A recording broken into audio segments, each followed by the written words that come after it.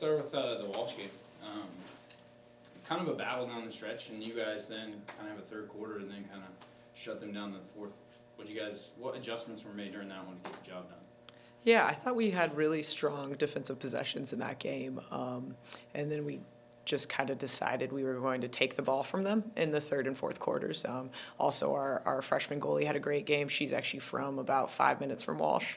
So it was cool for her whole high school team and a lot of her friends and obviously her family to be there to see that. She had a spectacular game.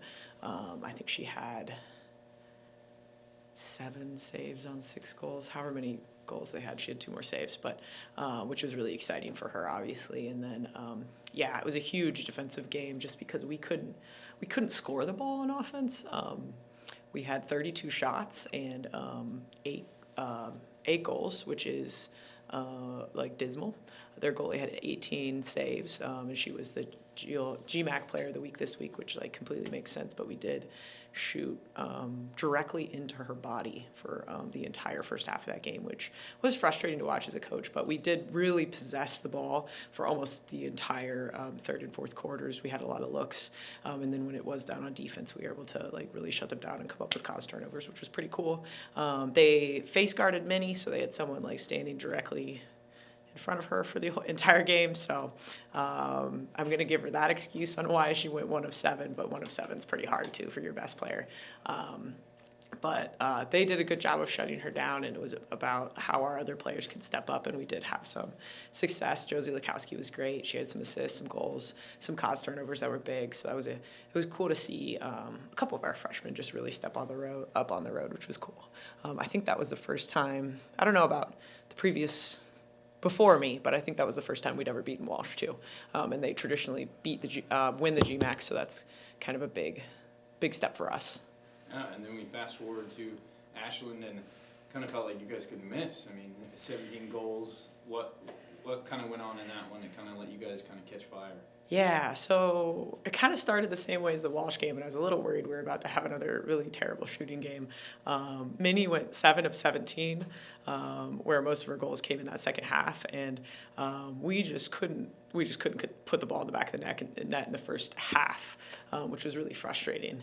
And we just kind of figured it out in the second half, which was really cool. We switched what we were doing on offense. Quinn had a great idea to kind of rotate where our look was coming from, which really messed their defense up, made them be in a position where they were just constantly in a shooting foul position. So we just got a lot of 8 meters off of that, or were able to just weave through them based on the way they were sliding. But really, Minnie was just spectacular in that game. I feel like she was personally affronted by how bad she'd been shooting, so she decided to just score. I think she scored 6 of her 7 goals in the second half and just really took off. Our defense was really good in that game too. We took the foot off the pedal a little bit right there at the end of the fourth quarter, put some subs in, but throughout that entire third quarter and most of the fourth quarter, whenever I told them to take the ball, they just did, and they would take it and run down the field. It was exceptional defense. They did exactly what we needed to do to shut down that type of team. And like I'd said last week, both these teams play very differently than GLIAC teams do. They're very feed-based. They're waiting for you to stop paying attention to them, then they're going to cut, and they're going to try to catch and shoot the inside. And it's really easy as a defender to kind of get lulled to sleep when you're guarding that, and I thought we did a really good job second half just deciding, no, we're not going to let them catch anything inside. So it led to success, which was cool.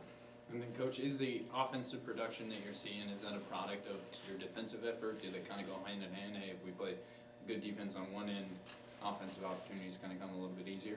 I think so. I think seeing how successful the defense was being, seeing the energy they had really powered our offense to kind of move the ball, be successful, hold themselves accountable for making great scoring plays. I mean, we have 2 defenders that I moved to defense this year that were 2 of our top scorers last year. I mean, Maddie Bass was our second leading scorer her freshman year, her third leading scorer last year, and she's making a huge sacrifice for us this year playing low defense.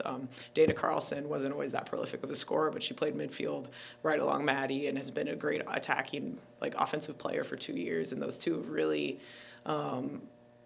they've really taken to buying into our defense and deciding stats don't matter, we're going to make the team win. And I think seeing that, and the 2 other juniors that play with them, Nora and Olivia, all 4 of those have kind of created this selfless belief in the team that really powers our offense too, just knowing that like these 4 kids are sacrificing by just grinding and getting no stats, so you have to perform on the other end of the field. It's pretty cool. Yeah, and then Coach, non-conference play's over now. We wrapped that up. We're headed into GLIAC play. These next 2 weeks before you, 2 weeks or so, 13, 14 days before you guys get on the field again here at home, which is probably going to be a good feeling. What's the preparation look like headed for matchups with, Grand Valley and Davenport? Yeah, so first of all, we're really happy to be back.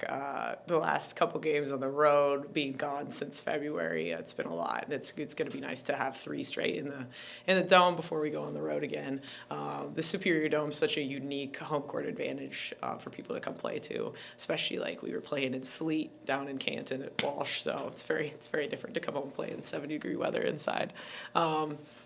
Grand Valley and Davenport, the whole GLIAC plays in a very familiar way to us. Like we all kind of play the same power drive, aggressive, athletic lacrosse. So that's going to be fun to get back into. These are obviously teams we know really well because we only have 4 teams in our conference. We play each other infinite times.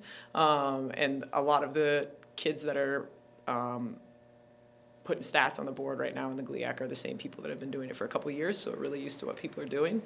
Davenport's playing almost exactly the same as they have been the last couple of years. Their scores are the same, their defense is the same, their goalie is the same. So I'm excited to kind of see what we have that matches up against that because they're always really athletic, always really physical, really, really strong shooters, and they have their 2 best scorers are back this year from last year. So I'm excited to kind of see what our defense can do against them.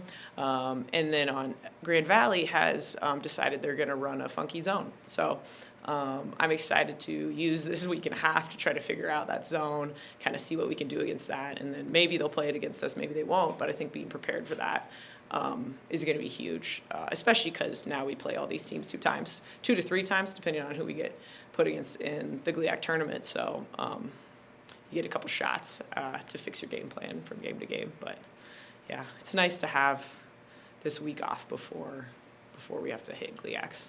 Yeah, and then just the last one, with this kind of break, after a long road trip, a month on the road, is it nice for the team to be back, rest? What does practice kind of look like leading up to, conference play?